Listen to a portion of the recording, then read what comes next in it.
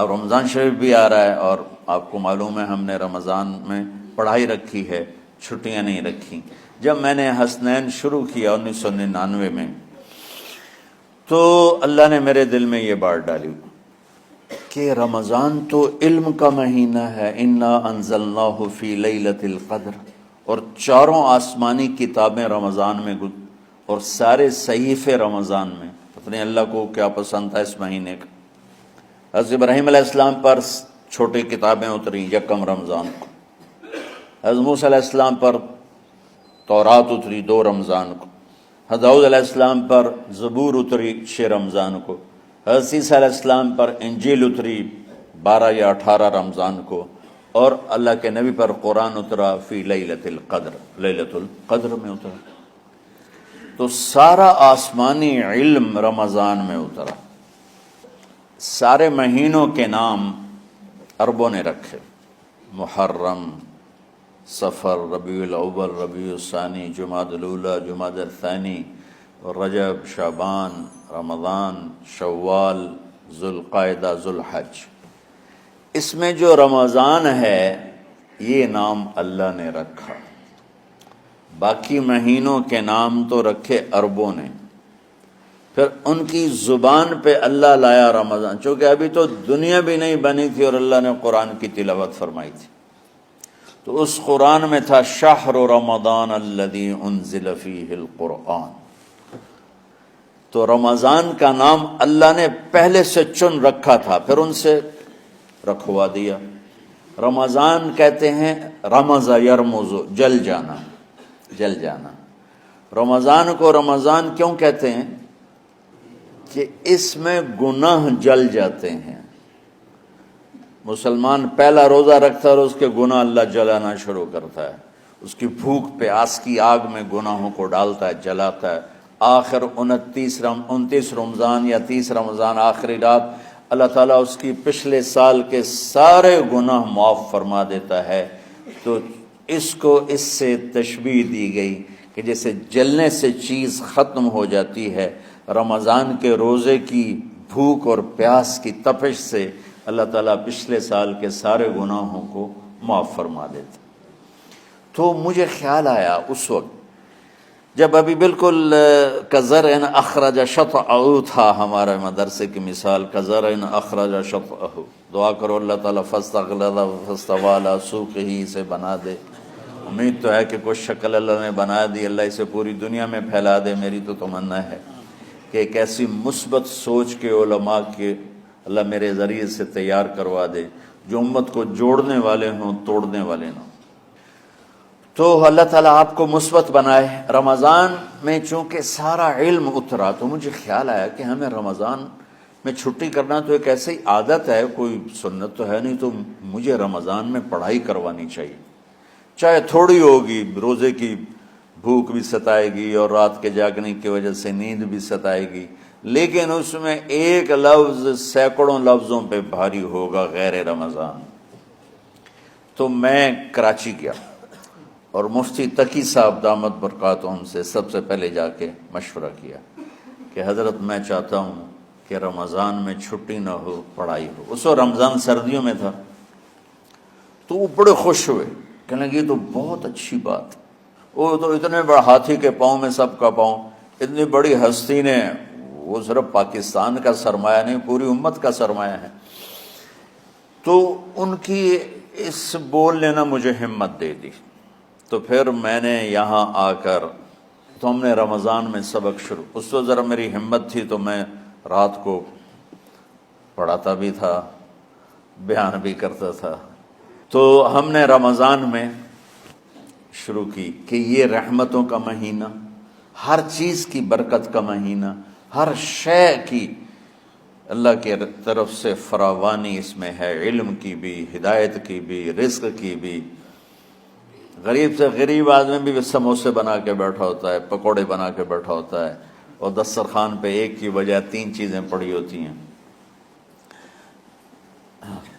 چاہے رمضان کے بعد سب کے پیٹ خراب ہوں، ایک باری تک کھانے دی تباہی پھیر دیں۔ روزے کا مقصد ہی فوت ہو جاتا۔ روزہ تو ہوتا ہے بھوک کے لیے، پر وہ اتنا کھاتے ہیں کہ سحری کا کھانا افطاری تک ہضم نہیں ہوتا، اور افطاری کا کھانا سحری تک ہضم نہیں ہوتا، پر نہ تن کا ہی کھاونا ہے۔ کہتا بھوک نہ لگے، بھوک نہ لگے۔ وہ بھوک لگنے کے لیے تو روزہ ہے، ایک تو یہ جسم کو صاف کرتا ہے، دوسرا غریبوں کی غربت کا احساس پیدا کرتا ہے کہ جو بھوک تو آج برداشت کرتا ہے، غریب روزانہ یہ بھوک برداشت کرتا ہے۔ تو اللہ کے غریب بندوں کی خدمت کر، ان تک اپنے مال پہنچا، اپنا اللہ نے دیا ہے تو ان کو بھی اس میں شریک کر، قبر میں لے جائے گا۔ تو اللہ تعالیٰ نے میرے دل میں یہ ڈالا، تو ہم نے تعلیم رمضان میں شروع کی، کیونکہ قرآن رمضان میں اترا، انجیل رمضان میں اتری، زبور رمضان میں اتری، تورات رمضان میں اتری، تو پھر اللہ نے اس مہینے کا نام خود رکھا شہر رمضان، شہر رمضان۔ اس میں شب قدر رکھی، اس میں رات کی ایک نماز۔ اچھا، پہلی امتوں پہ روزہ فرض تھا افطاری سے افطاری، افطاری سے افطاری، بہت شدید تھا، 24 گھنٹے کا روزہ۔ بس افطاری کے بعد آنکھ لگ جاتی تو روزہ اگلا شروع ہو جاتا تھا۔ تو ہم پر بھی پہلے ایسے ہی روزہ اترا، افطاری سے افطاری۔ تو ابن سرمہ رضی اللہ تعالی عنہ اونٹ چرانے والے تھے، وہ شام کو لوٹے تو بیوی سے پوچھا کوئی افطاری کا سامان ہے؟ انہوں نے کہا ہے تو نہیں، میں کہیں سے لے آتی ہوں۔ وہ گئیں افطاری کا کوئی سامان لینے، ان کو تھوڑی دیر ہو گئی اور ان کی آنکھ لگ گئی، تھکے ہوئے تھے، سورج ڈوب گیا۔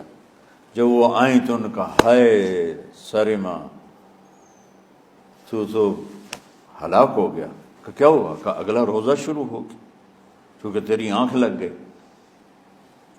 تو انہوں نے کہا چلو کوئی بات نہیں، لیکن ظہر کے وقت بے ہوش ہو گئے۔ ایک روایت میں آتا ہے نماز پڑھنے آئے اور گر گئے، اور ایک میں آتا ہے گھر میں بے ہوش ہوئے۔ تو جو بھی صورتحال تھی اللہ کے نبی کو پتہ چلا۔ کیا ہوا سرمہ کو؟ کہا جی وہ افطاری کر نہیں سکے تو روزہ شروع ہو گیا تو بے ہوش ہو گئے۔ تو اللہ کے نبی رنجیدہ ہوئے، تو اللہ تعالیٰ نے قرآن اتار دیا، چلو میرے محبوب ساری رات کھاؤ حتیٰ یتبین لکم الخیط الابیض من الخیط الاسود من الفجر، کہ میرے محبوب صبح صادق تک آپ کی امت کو اجازت ہے، کھاؤ۔ پہلی امتوں پر افطاری سے افطاری، لیکن ان کی نماز تراویح نہیں تھی۔ تو ہمیں اللہ تعالیٰ نے دیا سحری تک، پوری رات۔ اچھا، ایک صحابی آئے، یا رسول اللہ میں تو مارا گیا۔ آپ نے کہا کیا ہوا؟ کہا میرا روزہ تھا، میں بیوی کے پاس چلا گیا۔ آپ نے کہا تو پھر تو غلام آزاد کر، کفارہ دے۔ کہا جی میں تو خود غریب آدمی ہوں، غلام کہاں سے آزاد کروں، خریدنا پڑے گا۔ آپ نے کہا 60 مسکینوں کو کھانا کھلا۔ کہ میں آپ مسکین ہیں، میں کینوں کھانا کھلاؤں؟ آپ نے فرمایا پھر آخری ہے کہ 60 روزے رکھ، مسلسل رکھنے ہوتے ہیں جو کفارے کے ہوتے۔ وہ کہنے لگا ایک روزے چاہے کم کیتا ہے، 60 روزے اج میں کی کروں گا؟ تو آپ نے فرمایا اچھا ٹھیک ہے بیٹھ جا۔ بیٹھ گئے۔ تھوڑی دیر ہوئی تو ایک انصاری صحابی کھجوروں کا ٹوکرا لے کر آیا کہ یا رسول اللہ یہ صدقے کی کھجوریں ہیں، تقسیم فرما دیں۔ تو آپ نے فرمایا بھائی وہ کدھر ہو؟ کہا جی بیٹھا ہوں۔ آپ نے کہا ادھر آ، یہ کھجوریں لے جا اور 60 گھروں میں تقسیم کر دے۔ سبحان اللہ، اللہ نے اس امت کو لاڈ لڈائے ہیں، یہ اللہ کی لاڈلی امت۔ عجیب واقعہ یہ۔ کہنے لگا یا رسول اللہ، اللہ کی قسم مدینے میں مجھ سے غریب کوئی نہیں، آپ ایسا کرو یہ میرا کفارہ مجھے ہی صدقہ کر دو۔ تو آپ اتنا ہنسے کہ یہ آخری دانت نظر آنے لگے۔ بہت کم ایسا ہوتا تھا فضحک حتی بدت نواجذہ، ایسا ہنسنا آپ کبھی کبھی ہنستے تھے کہ آخری دانت پورا منہ کھل جائے۔ تو آپ اتنا ہنسے کہ آخری دانت تک نظر آنے لگے۔ تو آپ نے کہا اچھا جا لے جا تیرے واسطے، لیکن یہ صرف تیرے لیے اور کسی کے لیے نہیں ہے۔ تو جب ایسی خیانت ہوئی تو اللہ تعالیٰ نے دوسرا حکم بھی اتار دیا کہ باشروہن، کہ تمہارے لیے بیوی بھی حلال ہے، کھانا بھی حلال ہے، جب تک صبح صادق نہیں ہو جاتی۔ لیکن اللہ نے ہمیں ایک نماز عطا فرما دی جس کو ہم آج صلاۃ التراویح کہتے ہیں۔ میرے نبی کے زمانے میں اسے قیام اللیل کہا جاتا تھا۔ تو اللہ نے ہمیں رات کی نماز عطا فرمائی، اور چونکہ یہ ایک مشقت ہے تو میرے نبی نے کہا یہ رات کی نماز کے ہر سجدے پر 1500 نیکی لکھی جاتی، 1500 نیکی لکھی جاتی، اور اللہ تعالیٰ ہر سجدے پر جنت میں ایک محل بناتا ہے جس کے 60,000 سونے چاندی کے دروازے ہوتے، اور ایک درخت اس کے لیے لگاتا ہے جس کے نیچے 100 سال گھوڑا دوڑ سکتا ہے۔ تو رمضان کا اہتمام آپ رجب سے شروع فرما دیتے تھے۔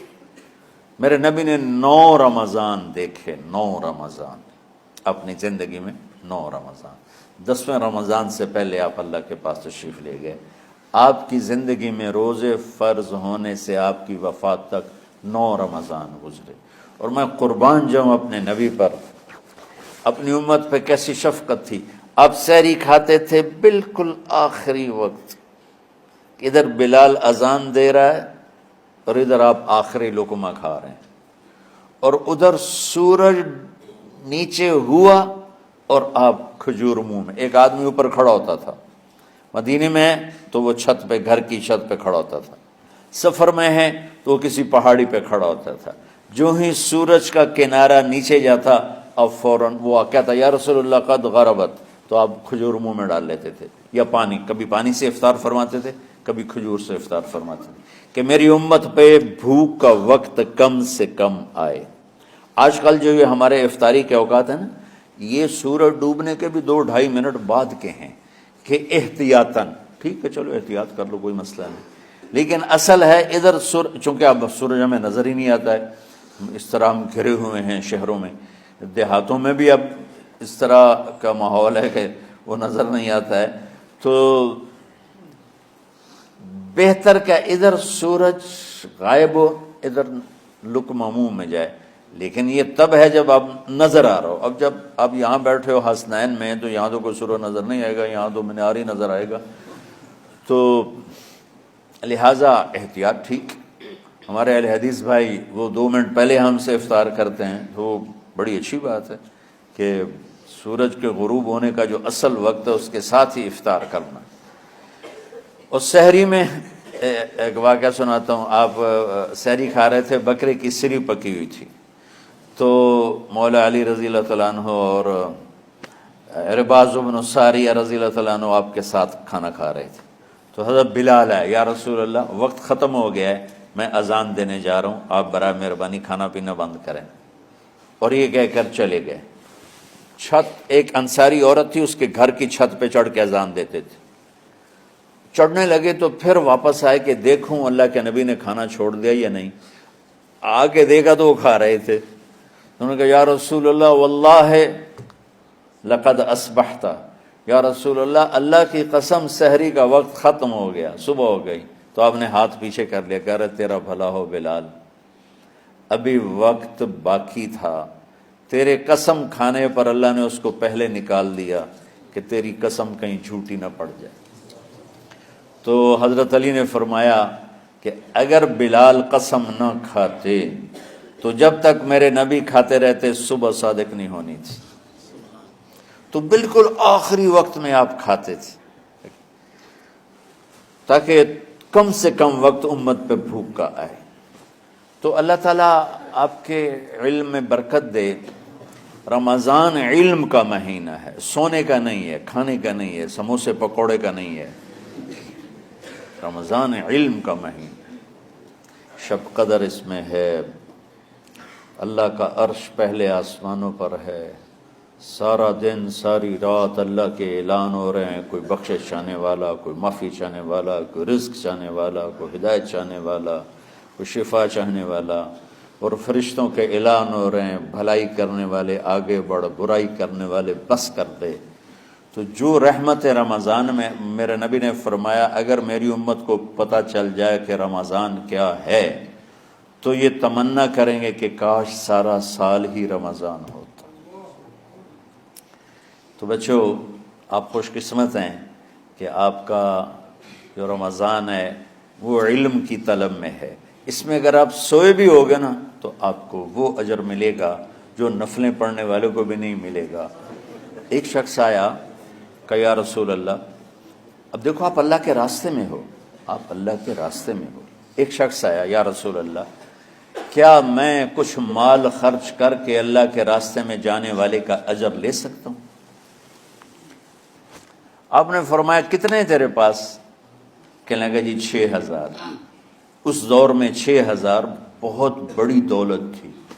تو آپ نے اسے فرمایا کہ تو 6000 تو کچھ کہہ رہا ہے اور میں یہ کہہ رہا ہوں تو سارے بھی خرچ کر دے تو جو اللہ کے راستے میں سویا ہوا ہے اس کی نیند کے اجر کو بھی نہیں پا سکتے۔ تو آپ سب اللہ کے راستے میں، آپ طلب علم میں